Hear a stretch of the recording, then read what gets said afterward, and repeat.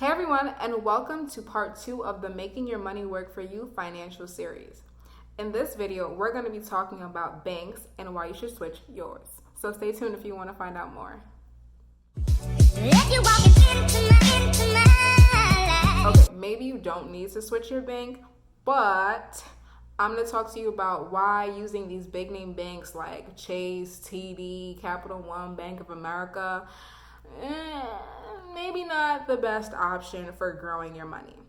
One reason is because of the interest rates. They are trash, to put it nicely. The interest rates at these big name banks are like 0.0. It don't even matter what the number is. Once you said point and then a zero, no, the zero should be at the end of the number, not after the point. No, we're not doing that. But these other banks that are online savings banks, I'm going to drop the link for some of them in the description box below so you can take a look.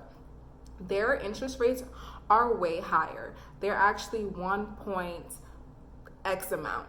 At another point in time, they were actually up to, I believe, 2.3, but because of the current economic situation, they've been going down. But either way, it's still way better than 0.0 anything. So that was one idea, the interest rates. The second reason why you should probably switch your bank is because you probably thought you could only get interest on your savings account. Nah. You could also get them on your checkings account too, but you just have to be with the right bank. Now, granted, there may be some stipulations, like you may have to have a certain amount in it to get a certain interest rate, but getting any interest rate on your checking account is way better than getting nothing. Another reason why using an online bank for your savings is greater than using these regular big name banks is because your money is less accessible to you. Now, I know that you're like, wait, that's not the point of a bank. I thought it was supposed to be accessible to me. But when you're trying to save money, out of sight is out of mind. Sometimes you will literally forget that you had money somewhere and you go check the account and you're like, oh, cool, wonderful, now I got money. So the ability to keep transferring your money back and forth between your checking and savings within seconds doesn't really help you save unless you're super disciplined. So this advice is really for those who are not as disciplined like myself. Now we're going to move on to the two banks that I want to highlight for my savings.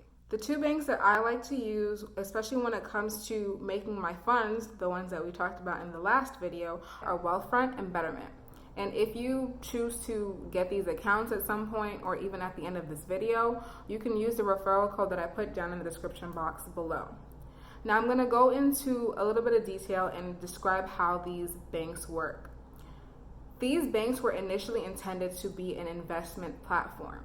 And the reason they have these high yield cash accounts or savings accounts is because some of them, like for example, Wealthfront, if you want to start an investment account with them, you need a $500 minimum to invest. So they created this cash account for people who didn't have that $500 on hand. So they can put money in, gain interest, build it up to hopefully invest. Now, you don't have to invest that money. It's a savings account. You can use it however you see fit. However, that was just their intention for you to invest it. Betterment works the same way, except their minimum for investing is $10. Now, I want to be clear. The minimum is not for the cash account. The minimum is to invest. So if you want to invest, there's a minimum. But if you just want the cash account, there is no minimum.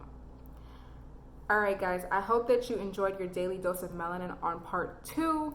And in part 3, I'm going to be talking about what to look for when choosing your banks. Stay tuned.